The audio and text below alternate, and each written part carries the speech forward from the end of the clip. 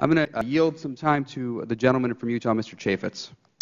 Thank you. Mr. Hicks, do we typically need permission of a host nation government to fly military aircraft over their territory? Yes, we do. And to your knowledge, did we ever ask the Libyans for permission to fly over their country? Frequently. But did we the night of the attack? The night of the attack? Once this incident started, did we seek permission from the Libyan government to do a flyover? I think in the record there is a UAV was flying over Libya that night, and it had permission to be there. Did we ever ask for permission to fly anything other than an unarmed drone over Libya during the attack? No. Would you have known that? Yes. Based on your extensive experience as a diplomat in dealing with the Libyan government, do you believe the Libyans would have granted overflight rights if we had requested it? I believe they would have. Mr. Nordstrom, do you believe that would also be true? I think certainly in this situation, they were fairly, yeah.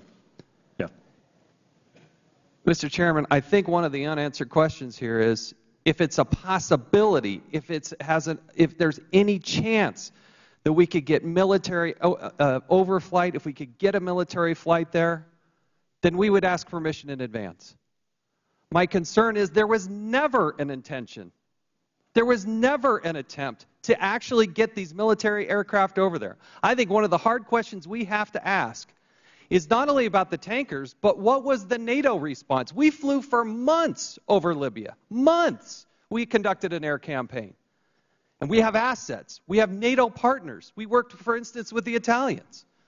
It is stunning that our government, the power of the United States of America, couldn't get a tanker in the air. Mr. Hicks, when did you think that this was actually over? It was done. We were safe.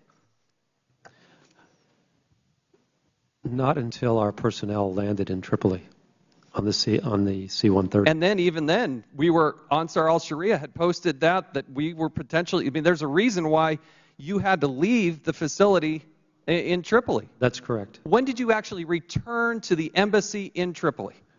We returned, I believe, on the 14th. When did the FAST team arrive to help secure the embassy? They arrived on the night of September 12th at about 8:30. And there still was a potential thought. And the government never asked for permission. This is one of the deep concerns. In the last minute here, I want to ask Mr. Thompson here. I want to read to you another excerpt of an email sent by you to Timothy Walsh and James Webster on Wednesday, September 12th. This is at 11:10 in the morning. Quote, spoke to DB. Who's DB? Daniel Benjamin. Daniel Benjamin on the phone this morning. He understands my FEST points, concurs, but expressed his pessimism regarding our deployment and by extension does not intend to lobby for our inclusion. End quote.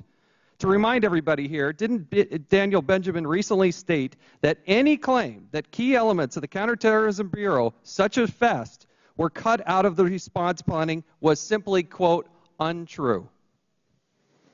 Is that your understanding? Correct. How do you react to that? He goes out and publicly says that's not true, but based on the email, sounds like you had a discussion with him. What happened in that discussion? He was on the phone from Germany. Another member of our front office had been talking to him. She asked if he wanted to talk to me. I gave him a quick rundown of what had happened the night before. I'd kept him informed via BlackBerry on an unclass level about the concerns and obviously when we finally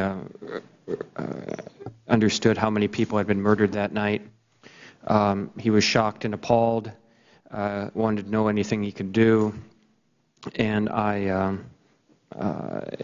told him about the dismissal and how it was dismissed in terms of getting our people out. Getting our people out of town. And I would just add that it's more than process and it's more than some of the other things that have been stated.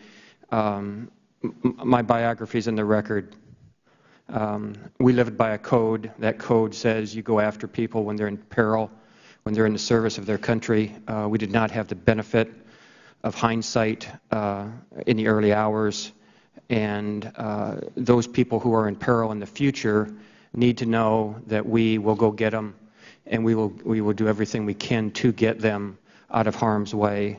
That night unfolded in ways that no one could have predicted when it first started, and it is my strong belief then as it is now that we needed to demonstrate that resolve even if we still had the same outcome.